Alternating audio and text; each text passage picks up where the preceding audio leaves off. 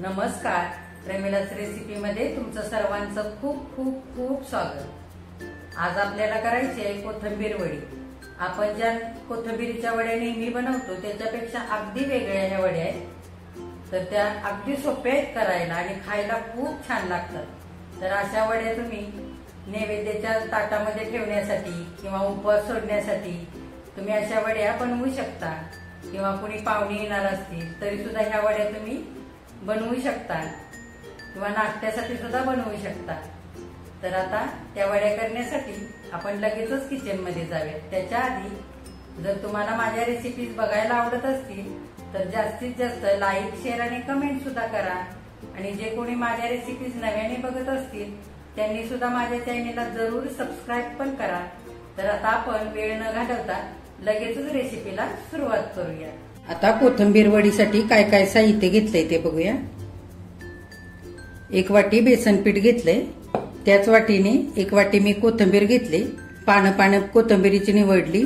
कोथिंबीर चांगली 2-3 पाण्याने धुवून घेतली आणि चांगली निथळून अशी बारीक कापून घेतली। 1 चमचाभर तांदळाचं पीठ घेतलंय, चमचाभर दही घेतलंय, 2 चमचे इकडे शेंगदाण्याचं कूट घेतलंय। हे मी भाजून साल काढून ओबडधोबडे करून घेतलेलं कूट आहे। अर्धा चमचा धने पावडर आणि पाव चमचा गरम मसाला घेतलाय। 2 चमचे पांढरे तीळ घेतलेत, पाव चमचा हे बेडगी मिरची पावडर घेतले, पाव चमचा हळद घेतले, पाव चमचा जिरे, चवीनुसार मीठ आणि पाव चमचा हिंग। आता आपण काय काय करायचं ते बघूया। मी ह्या मोठ्या वाटीमध्ये बेसनचं पीठ घेतलेलं आहे। ज्या वाटीने आपण बेसनचं पीठ घेतलंय त्याच वाटीमध्ये मी पाणी घेतलंय। आपल्याला 2 वाट्या पाणी घालायचंय बेसन पिठामध्ये। आता आपण थोडं थोडं पाणी घालूया आणि चांगलं पीठ आता एकजीव करूया पाण्यामध्ये। चांगल्या गुठळ्या मोडून घ्यायच्या, थोडं थोडं पाणी घालूनच करून घ्यायच्या, या गुठळ्या मोडून घ्यायच्या। हे बघा, ही 1 वाटी पूर्ण पाणी घातलंय मी पहिल्यांदा आणि सगळ्या गुठळ्या मोडून घेतलेल्या आहेत पिठाच्या। हे बघा, आता आपण त्याच्यामध्ये तांदळाचं पीठ घालूया 1 चमचा, बेडगी मिरची पावडर ही पण ह्याच्यातच घालूया, हळद,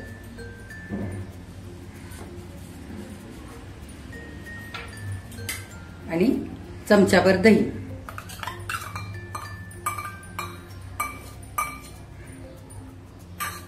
चवीनुसार मीठ।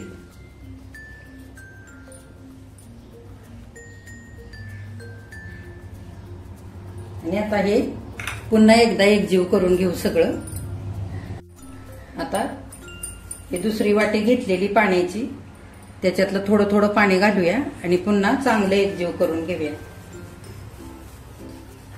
जितकं बेसन पीठ घेतलंय त्याच्या डबल आपण पाणी घातलेलं आहे पिठामध्ये आणि चांगलं आता हे गुठळ्या मोडून घेतलेलं आहे। आता पुढे काय करायचं ते बघूया। आता मी गॅसवरती हा पॅन ठेवलेला आहे गरम करण्यासाठी। आपण 1 पळी भरून तेल घालून घेऊया आधी। तेल चांगलं गरम होऊ द्यायचं। चांगलं गरम झालंय, जिरे घालून घेऊया तेलामध्ये। जिरे चांगले फुलू द्यायचे। जिरे चांगले फुलले, आता 1 चमचा मिरची पेस्ट घेतली इकडे मी आधी दाखवली नव्हती। तुमच्या आवडीनुसार तुम्ही तिखट वापरू शकता। तुम्हाला किती मिरचीची पेस्ट घालायचे तुमच्या अंदाजाने तुम्ही घालू शकता। आता हे भाजून केलेलं शेंगदाण्याचं कूट ते घालूया, गरम मसाला, धने पावडर हे पण घालूया ह्याच्यातच, 2 चमचे तीळ हे पण घालूया आणि थोडासा हिंग घेतलाय पाव चमचा ते पण घालूया। इकडे अर्धा चमचा दळलेली साखर घेतली, मी आधी दाखवली नव्हती, ती पण घालूया ह्याच्यातच। आणि पाणी घालून बेसन पीठ आपण पातळ करून घेतलंय ते चांगलं हलवून घेतलंय ते घालूया आता।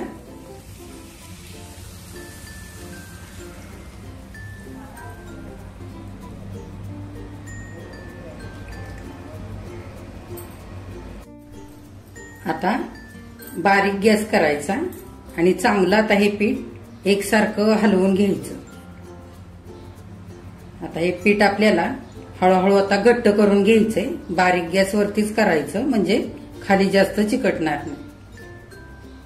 साधारण 2-3 मिनिटं झालेले पीठ आता बऱ्यापैकी घट्ट झालेलं आहे. आता आपण ही कोथिंबीर चिरून घेतलेली ती घालून घेऊया आणि 2-3 मिनिटं आपल्याला आणखीन हे चांगलं पीठ घट्ट करून घ्यायचं.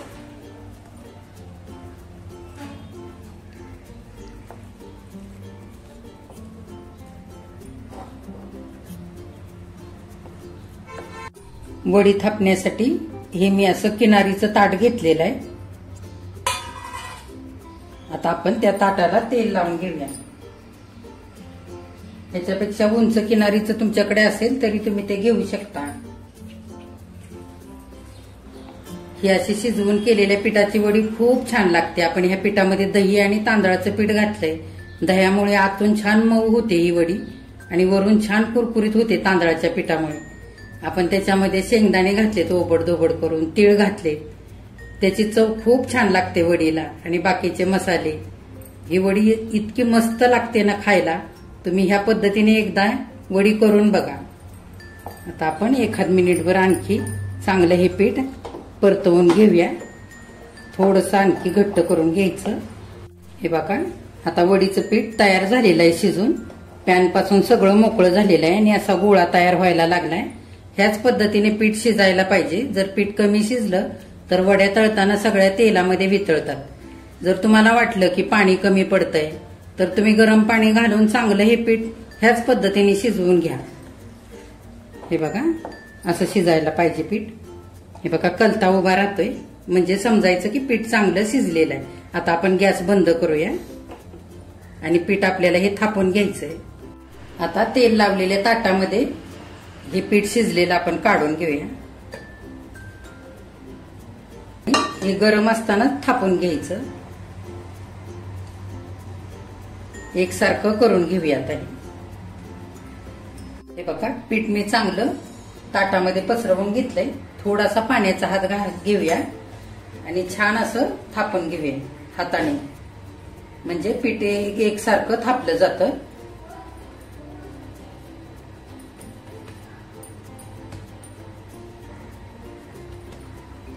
आता आपल्याला 15 मिनिटं चांगलं असंच ठेवून द्यायचंय आणि हे चांगलं थंड करून घ्यायचंय. हे बघा 15 मिनिटं झालेले. आता हे थापून घेतलेलं पीठ चांगलं थंड झालेलं आहे. हे बघा कडा सुटलेले आहेत पूर्ण. हे बघा आता आपण हे पोळपाटावर उपडं करून घेऊया. हे बघा आता आपल्याला याच्या पाहिजे तशा वड्या पाडून घ्यायच्या. तुम्हाला कशा आवडतात, मोठ्या बारीक, त्या पद्धतीने तुम्ही पाडू शकता ह्याच्या वड्या.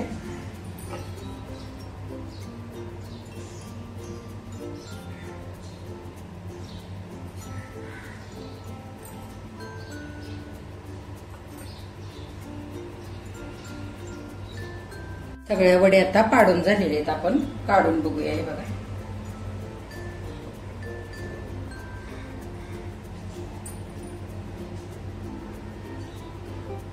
हे बघा किती मस्त वडी तयार झाली. हे बघा ताटामध्ये मी आता सगळ्या वड्या काढून घेतलेले. ह्या आता आपल्याला तळून घ्यायच्या.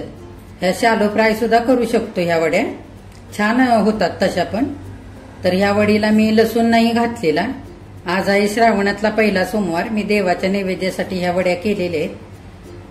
तर जर तुम्हाला नाश्त्यासाठी ह्या वड्या बनवायच्या असतील तर तुम्ही थोडासा लसूण खलबत्त्यामध्ये टेचून घाला किंवा बारीक असा चिरून घातलात ना तरी सुद्धा खूप छान लागतात ह्या वड्या. बघा गॅस मध्यम केलेला आहे आणि वड्या टाकून घ्यायच्या तेलामध्ये. हे बघा हे बघा छान वड्या तळलेल्या आहेत. आता काढून घेऊया.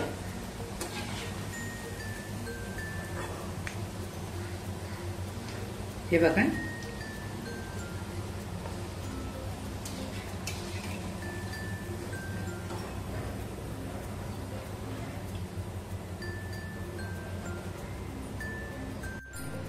हे बघा कोथिंबीरीच्या सगळ्या वड्या आता तळून झालेल्या आहेत.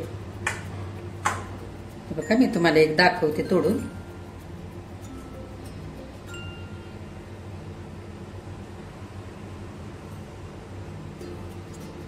हे बघा आतून किती छान जाळीदार तयार झाले. हे बघा कोथिंबीरीच्या वड्या आता खाण्यासाठी तयार झाल्या. आपण ज्या कोथिंबीरीच्या नेहमी वड्या करतो त्याच्यापेक्षा खूप वेगळ्या आहेत ह्या वड्या. तर ह्या वड्या खूप छान लागतात खायला. मस्त या झालेल्या आहेत, वरून कुरकुरीत आणि आतून छान जाळीदार मऊ अशा झालेल्या आहेत. तर ह्या वड्या छान 15 दिवस फ्रीजमध्ये टिकतात आणि बिना तळता सुद्धा 4-5 दिवस टिकतात. तुम्ही बिना तळता सुद्धा फ्रीजमध्ये ठेवू शकता आणि तुम्हाला पाहिजे तेव्हा ह्या वड्या तळून घेऊ शकता. तर ह्या वड्या करताना आपण 1 वाटी बेसन पीठ आणि त्याच्यात दुप्पट पाणी आपण वापरलंय. तर पाणी दुप्पटच वापरायचं ह्या वड्या करताना आणि पीठ चांगलं शिजवून घ्यायचं, म्हणजे वड्या खूप छान तयार होतात. तर आता कोथिंबीरीच्या ह्या पद्धतीने तुम्ही पण वड्या तयार करा आणि माझ्या चॅनेलला लाईक, शेअर आणि सबस्क्राईब पण जरूर करा.